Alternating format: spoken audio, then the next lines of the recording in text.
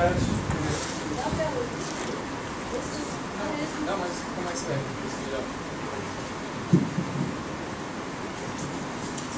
Boa tarde, eu queria agradecer o convite dos organizadores, o professor Sandra Barreira. Eu vou tentar apresentar um trabalho aqui, que está no início, já na segunda versão, para alguns que já viram a primeira, espero melhorar, que é uma reflexão sobre novos governos de centro-esquerda na América Latina e o enigma da segurança pública.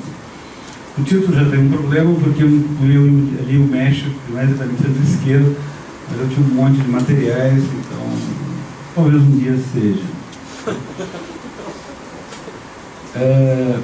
Bom, sabe que na América Latina, hoje o que podem chamar governos progressistas, centro-esquerda,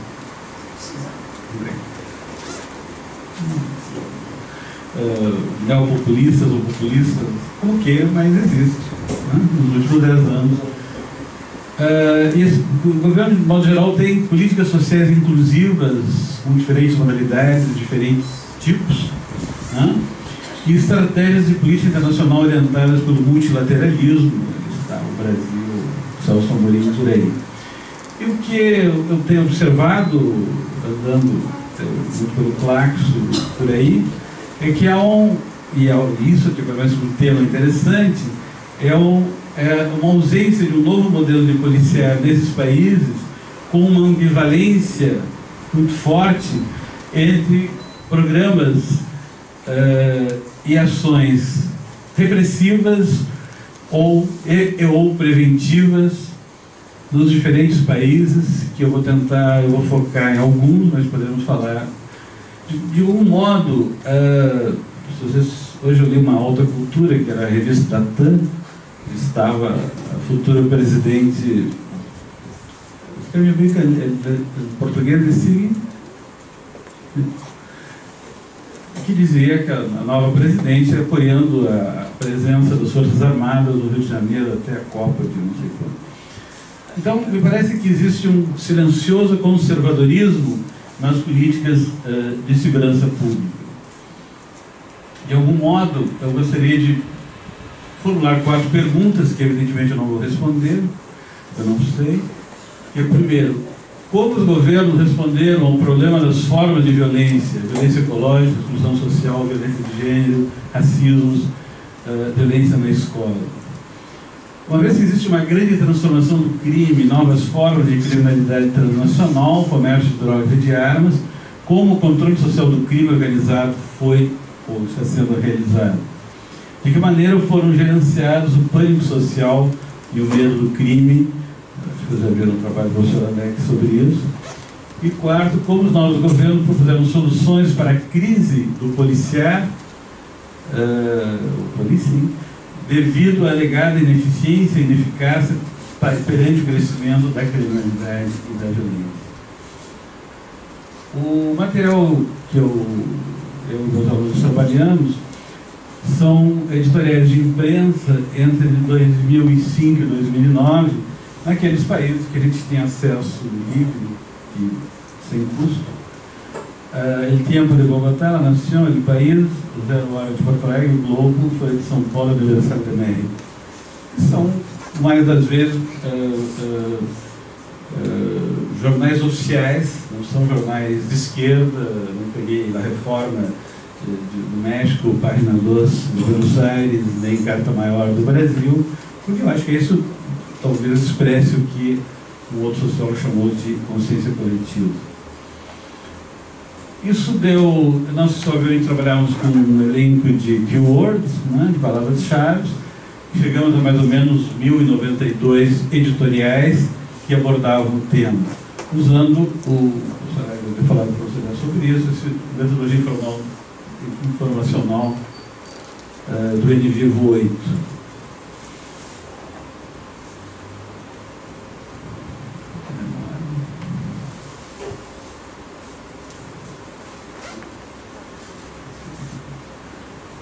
Bom, isso repete aquilo. Bom, eu dividi em 4 pontos. O primeiro, eu acho que no fundo, eu preciso refletir sobre um legado do que eu chamo de uma diversidade negada, né? Na América Latina, ao evocar esse passado, nós nos deparamos, na realidade, com um social heterogêneo, no qual nem indivíduo nem grupo parecem reconhecer valores coletivos. Isso talvez venha desde a conquista. Um contexto que dá origem a múltiplos arranjos societários, a múltiplas lógicas de conduta, uma sociedade fragmentada, plural, diferenciada e heterogênea, que é toda a discussão sobre a conquista que já foi feita por vários autores. Me parece que, ao longo dessa diversidade negada, há máscaras nos carnavais, nos cultos aos mortos, nos deuses dourados das lagoas andinas, nos brutos disfarçados das periferias do Rio, nos endinheirados dos bailes de massa, nos torturadores encapuçados, e uma busca de raízes, de identidades culturais que mais tarde poderiam vir a ser identidades nacionais, até mesmo alimentadas pelas novelas e pelos romances fundacionais. Que vivemos uma herança de terras e de vidas partidas, lusas, de semeadores, hispânicos e ladrilheiros, a compartilhar povos ancestrais desconhecidos e dourados, como os incas nas lagoas andinas. Trabalhamos com algumas dessas palavras-chave, né? Violência, governo, Estado, segurança nacional, política, justiça, mundo, vítimas. E isso foram sendo depuradas ao longo da pesquisa. E esse quadro resume o resultado a que nós chegamos, né? Para aqueles 5 países, o que nos pareceu interessante, eu vou detalhar, é como alguns temas são recorrentes em países tão distintos, com frequências diferentes, né? Mas o que parece haver é que existe uma representação na consciência coletiva, a partir desta fonte, que foi discutida evidentemente, sobre alguns temas como violência, crime, droga, assassinatos, né? Ou justiça, ou polícia, ou cárceres, prisões, ou sobre direitos humanos, ou sobre jovens e mulheres.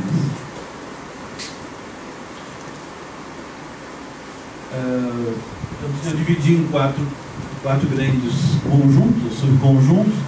No subconjunto dos fenômenos aparece muito claro a questão da violência, óbvio que não temos tempo aqui de detalhar as várias violências.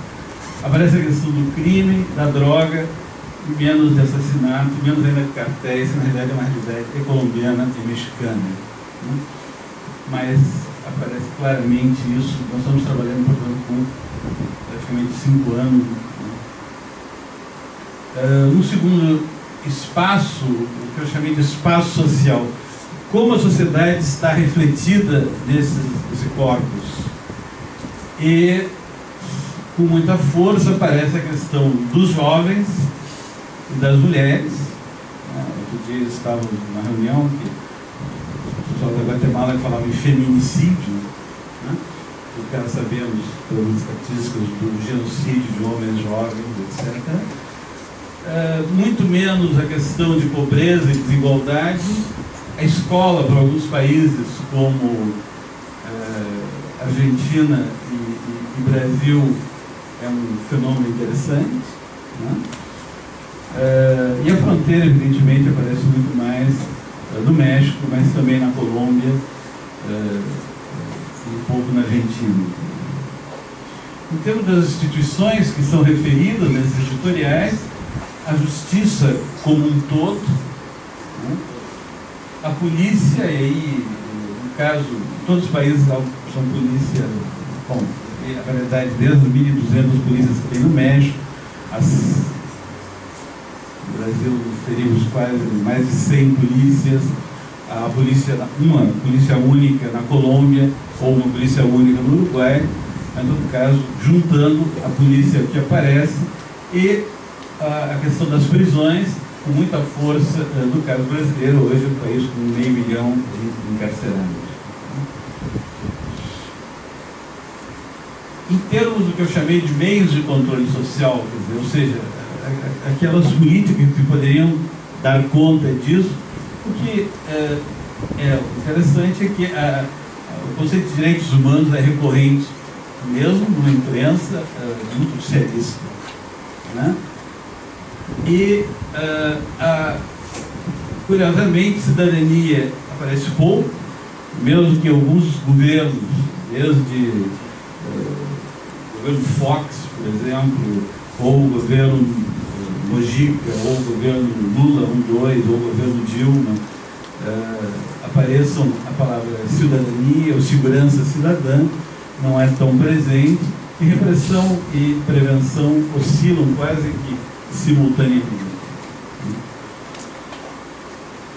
Então, aí um segundo ponto que eu acho chave é como a dificuldade política, ou seja, nesse processo de transição, de reconstrução do Estado Democrático de Direito na América Latina, à exceção do México e da Colômbia desde 83, com as novas democracias, né? E os distintos autoritarismos, na ordem grau que hoje existem, parece que não foi discutido uma série de questões referentes ao controle social institucional. Aquilo que eu chamei no início uma espécie de silêncio, né? E que um grande autor argentino, Marcelo Sáenz, chama de desgoverno, no seu último livro, Leviatã Azul. E todos sabem que já foi discutido aqui. Mas eu acho que há uma pirâmide da ignorância ou do saber que seria exatamente com alguma hierarquização, sistemas, violências, crimes, segurança e insegurança, justiça e direitos humanos, polícia, prisão, crime organizado, armas e drogas, armas muito mais esquecidas do que as drogas, e evidentemente os consumidores nunca aparecem, né? O consumidor é outro ocultamento. A relação entre cidades e pobreza, sem criminalizar a pobreza, mas a pobreza, aí nas suas várias manifestações espaciais, Ilhas Misérias, favelas, setores, aglomerados, as várias denominações que em Latinoamérica existem para regiões de vulnerabilidade social. E, finalmente, juventude, que é a grande vítima desse genocídio, quantitativamente, e as mulheres, seletivamente, como vítimas do que se poderia chamar um feminicídio. No caso da violência sexual, pelo menos 10% de vítimas sejam homens. As pesquisas não puderam. Então, para chegar, volta essa ambivalência, há representações sociais, há tecnologias sociais baseadas numa orientação conservadora e repressiva. Ao mesmo tempo, existem ações coletivas e trabalhos institucionais com medidas preventivas e repressivas qualificadas. Alguns exemplos: a reforma que foi o governo Cafiero, da província de Buenos Aires, vou fazer nos anos 90, que o Marcelo Sáenz foi um dos ideólogos, né? O Observatório da Violência e da Cidadania em Bogotá, mas não em Medellín nem em Cali, experiências de política humanitária no estado de Guerreiro, do México, experiência de política humanitária no Brasil, desde Copacabana até outras ficções, experiências de justiça indígena, como no Equador, ou em Chiapas, ou Oaxaca. Há várias experiências inovadoras, mas elas são localizadas, né? Há também experiências de uma justiça que no Brasil são chamados tribunais dos grupos do narcotráfico, que tem vigência em São Paulo e Rio. Há uma documentação sobre isso, acho que em outros países também, onde há uma justiça paralela de grupos da criminalidade organizada, como rituais ou ainda os linchamentos que aparecem em vários países, no Brasil, América Central, o México. E uma ideia, o efetivo ali, acho que é um pouco excessivo, é uma ideia de participação dos vários níveis da administração pública, o que vem a ser também um problema, seja nos estados mais federados, como o México, o Brasil. Isso aparece, as distintas instâncias, as diversas polícias, as diversas competências. Estados mais centralizados, como Argentina e Colômbia, e Uruguai isso aparece menos, mas de todos os modos a participação da sociedade civil e de organizações não governamentais, não seja comunitárias, também ela é ambivalente. O professor Pegoraro tem um belo texto mostrando o quanto há de conservadorismo nos chamados juntas comunais em Buenos Aires, ou também em Porto Alegre, nos chamados fóruns comunais de segurança, ou, por exemplo, não foi por acaso que a Emília estava, alguns outros estávamos aqui nos fóruns sociais mundiais,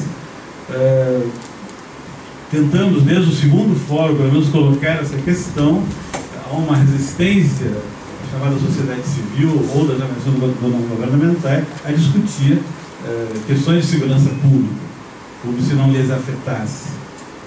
Mas fizemos alguma coisa para os sindicatos policiais federais, etc. Algumas experiências, sem eu conhecer melhor que eu, o Conselho Nacional de Policia, feito depois de 10 anos do governo Chaves, eu fui lá ano passado, organizaram uma universidade experimental de segurança pública, que parece que funciona, e uma nova polícia de 1000 pessoas num país que é extremamente grande, né? Assim como na Universidade de Lanús, na Argentina, foi criado, dentro dessa reforma da província de Buenos Aires, uma polícia comunitária, não tinha um outro nome que aceitável, então se chama Polícia Dos, né? E toda a formação da Polícia Dos é feita na Universidade de Lanús, mas foi totalmente abortada ou seja, no Brasil se tenta construir um chamado SUSP, né? Sistema Único de Segurança Pública, a semelhança do Sistema Único de Saúde, que é uma longa construção de movimentos sociais e do Estado há 20 anos. Inclusive onde Maurício Russo, uma vez lá foi conosco, a gente ia lá defender projetos. O problema é que essa consciência coletiva, ou essa consciência em si, no plano da segurança, ela pode ser extremamente repressiva, ou aquele populismo punitivo de que falam nossos autores da tecnologia cultural e assim por diante. Bom, aí eu tentei fazer um mapa cognitivo, com a ajuda do professor Alex, tentando, ele não tem responsabilidade nenhuma sobre isso, tentando um pouco organizar os conteúdos semânticos de cada um dos países. Alguma diferença, né? No caso da Argentina, aparece dimensões sociais com pobreza. Desculpa, está em inglês porque eu dei isso na Lisa e não tive tempo de traduzir para nenhuma. Então, para a pobreza, para as pobrezas da juventude, várias violências, o crime, a mudança rural, a violência na escola, e até o terrorismo, num caso específico, muito naquele episódio em relação aos judeus. Uma justiça criminal mais ou menos clássica, um sentimento de insegurança muito forte, que foi muito mediatizado, o chamado efeito Bloomberg, que teve um filho raptado, né? E que, uns 10 anos atrás, colocou 200.000 pessoas na rua. Quer dizer, e depois, na própria Argentina, o CELS encadeou um movimento, estava lá, foi procurado, que foi lançado na Faculdade de Direito, um documento chamado Mais Controle Social e Mais Democracia, Mais Justiça. Uma reação da sociedade civil argentina a essa consciência punitiva e repressiva que emerge episodicamente. Isso acontece no Rio de Janeiro, isso acontece em Buenos Aires e em vários outros países. Mas uma busca da paz. No caso da Colômbia, aparece mais a dimensão de pobreza, com aí algumas características: o crime organizado, o linchamento, as facas, o narcotráfico, os sicários, ou crimes por encomenda, como eu digo nessa cidade. A questão de violências e uma atenção às vítimas que não apareceu nos outros editoriais, e também resultando numa insegurança, pelo menos nesses resultados. No caso do México, aparece com muito claro o tema da fronteira, né? Vocês sabem, Ciudad Juárez, toda a questão das mulheres assassinadas, com todo o caos que nos últimos 5 anos do governo Caldeirão conseguiu, junto com o narcotráfico, disputas territoriais, mas a questão das pobrezas e a questão das mulheres, com muita força na América Central e também no México. O narcotráfico, e a impressão que eu dando em relação ao México é que o México parece um grande Rio de Janeiro, assim, né? Onde inclusive há uma letalidade, não só pela enorme oferta de armas que vem dos grandes países produtores, no caso dos Estados Unidos, como também pelo fato, eu não tenho provas escritas, mas 5 sociólogos em diferentes lugares já me disseram isso, que 15% a 20% do exército mexicano, deve ter por volta de 300 mil homens, teriam desertado para o narcotráfico. O que explicaria, primeiro, a alta letalidade das ações. Outro dia em Cuernavaca, Porto Vallarta, né? Lá no Pacífico, houve um embate para prender um dos capos de 4 horas entre, e aí sim, como a polícia dos 1.100 organizações policiais mexicanas, há uma crise, o governo Caldeirão já estava previsto no governo Fox, o governo Caldeirão traz realmente o exército, mas depois o exército começa a ter alguma conurbação, algum contágio, e chamam a Marinha. Então hoje as grandes forças especiais que vão para combater o narcotráfico são da Marinha. E evidentemente essa letalidade, embora tenha havido um dado na divisão territorial dos 5 ou 6 cartéis do México, há uma disputa e há talvez onde mais as forças policiais têm sofrido mortes de policiais. Outro dia foi morta uma jovem policial, o chefe de polícia na zona de fronteira. Aparece então uma questão das polícias, uma questão muito da impunidade no caso mexicano, por fator que eu não sei bem explicar.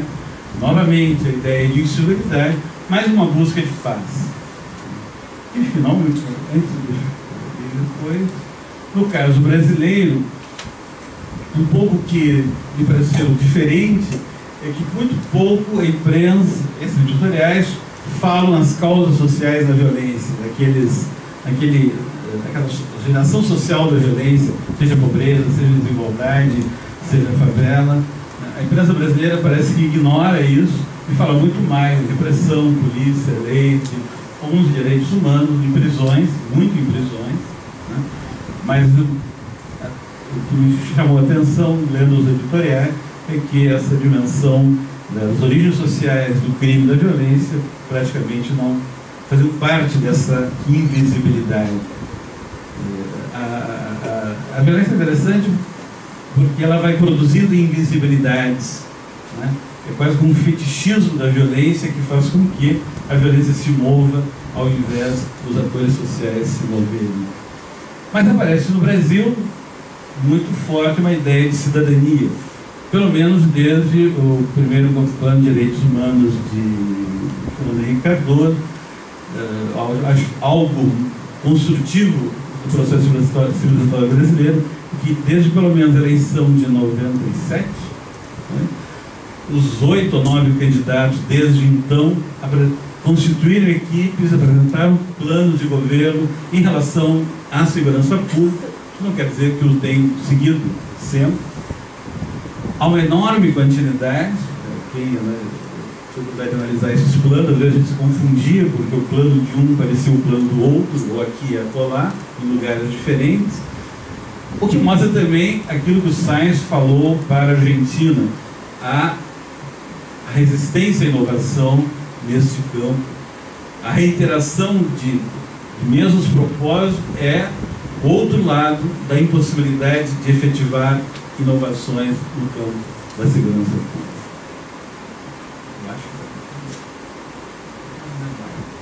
Bom, para terminar, então, eu acho que na realidade aquilo que vamos chamar de modernidade tardia, como quiserem chamar, não importa. Importa que o mundo mudou nos últimos 30 anos, tivemos que nos reeducar, aqueles que sobrevivemos a isso, E há uma relação entre ordem e caos que explode. Né? A ordem, uma promessa da modernidade, é uma difícil tarefa a ser efetivada.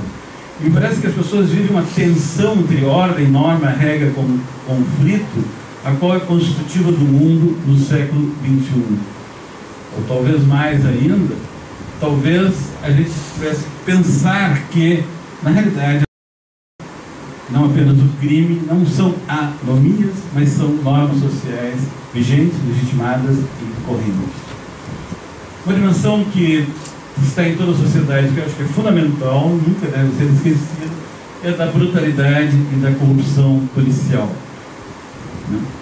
Evidentemente que isso decorre de vários fatores. Eu sentei aqui apenas a questão do outro trabalho que eu tenho, que é a tensão entre treinamento, até adestramento, versus educação, e que é responsável um pouco depois para esse tipo de brutalidade e corrupção policial. Portanto, há uma violência estrutural no Estado Democrático de Direito, ou seja, embora tanto se fale, parece que esta zona sombria, parece que há uma parte da caverna do saber e do poder que ainda não foi atingida, que é a questão da segurança. Estigmas, há uma situação que o Axel Honneth chamaria de patologias sociais, e no fundo há a violência silenciosa, porque ela é banalizada, né, sobre a televisão, muitas vezes ela é discutida, e muitas vezes os próprios políticos dizem, não, isso é uma questão dos profissionais. Eu acho que aquilo que nós chamamos o mito da neutralidade da ciência, que todos conhecemos, no caso dos órgãos de segurança pública, haveria um mito do profissionalismo. Isso, a questão da segurança é uma questão para os profissionais e não para os políticos. E sob trás do manto do profissionalismo se esconde uma incapacidade histórica de transformar essa questão numa questão política. Ou seja, para concluir, eu acho que esse é o enigma, que eu não saberia responder, mas que talvez alguma esfinge eu responda, que é entre políticas sociais inovadoras e inclusivas, nos diferentes países, diferentes modos, diferentes momentos, para diferentes públicos, e políticas de segurança pública conservadoras com vários matizes.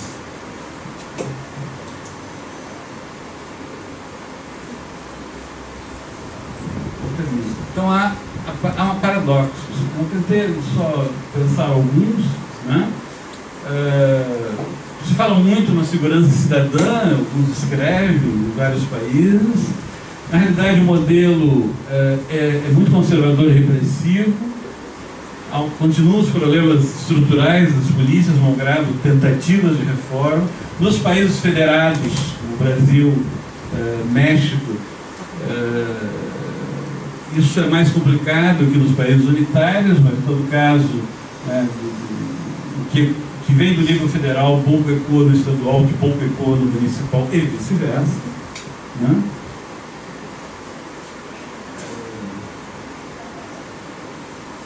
Alguns casos, no caso da Argentina, bom, já falei, reforma, principalmente na província de Buenos Aires, continua na Universidade de Lanús, há também um esforço educacional na Universidade de Mendoza e na Universidade de Córdoba.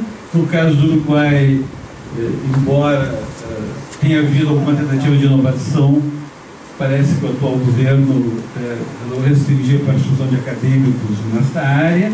No Brasil, acho que é mais ou menos claro, há políticas federais, desde o primeiro governo Fernando Henrique Cardoso, mas há uma enorme resistência de governos federais, dos estados, né? E há todo um conjunto de clientelismo, o que ocorre também no México, de modo muito flagrante. Na Colômbia, como o professor Wagner nos mostrou, quer dizer, mesmo com a Constituição Democrática Cidadã de 1991, também estava lá uma mistura entre o exército e a polícia, né? Assim como no México, talvez menos no Brasil. E no México, Então, essa relação entre polícia e força e militarização da questão da segurança pública, eu acho que é um dos paradoxos, uma das tensões, né? Basta ler o jornal de amanhã sobre o Rio de Janeiro. No caso do México, como já vimos,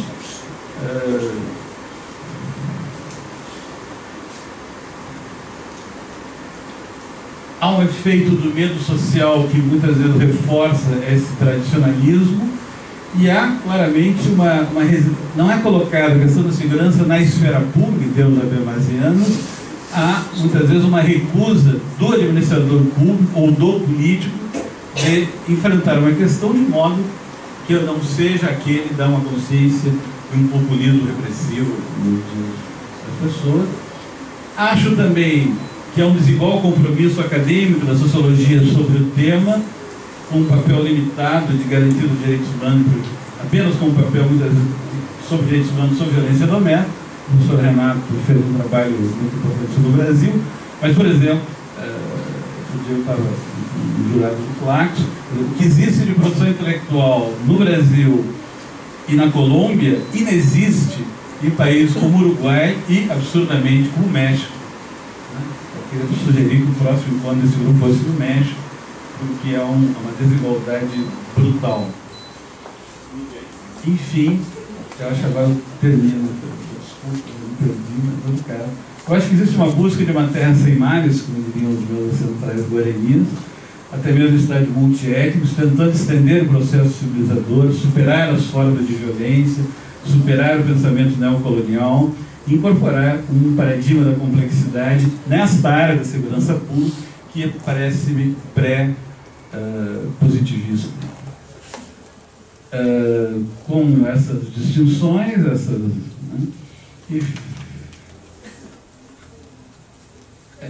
para resumir, então, um dilema de uma ordem social baseada na repressão e numa policia de mano dura, uma estigmatização de vários grupos sociais, uma construção do pânico social, uma desumanização de jovens vivendo em vulnerabilidade social e uma criminalização dos movimentos sociais, principalmente rurais, com, do outro lado, ou ao mesmo tempo, novas políticas públicas de segurança, policiamento comunitário, segurança cidadã e a possibilidade de uma nova civilidade. E aí voltamos à América Latina, que realmente nós participamos de uma diversidade mundializada, com identidades mestiças, pluralidades de vários tipos, mas enfim, poderosamente humanos, porque se plasma no horizonte da mundialização, da esperança, o que nos leva talvez a tentar pensar um Estado que garanta a proteção aos direitos do cidadão, que preserve vidas, que respeite o direito à vida e à dignidade humana, e assim, num horizonte mundial, uma segurança cidadão, ou, como dizem os aimaras, um bem viver, onde houvesse pacificação de territórios, mediação de conflitos, reconhecimento da juventude e direito à diferença. Obrigado.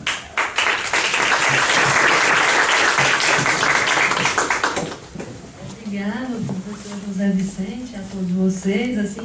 Assim encerramos essa atividade e amanhã, pela manhã, 8h30, teremos a mesa Práticas de Extermínio e Mercados Ilegais, tendo como expositores Inácio Cano, Leonardo Sá, Luiz Couto, deputado federal da Paraíba, que participou da CPI do Extermínio, Paulo César Fraga e Eduardo Paes Machado.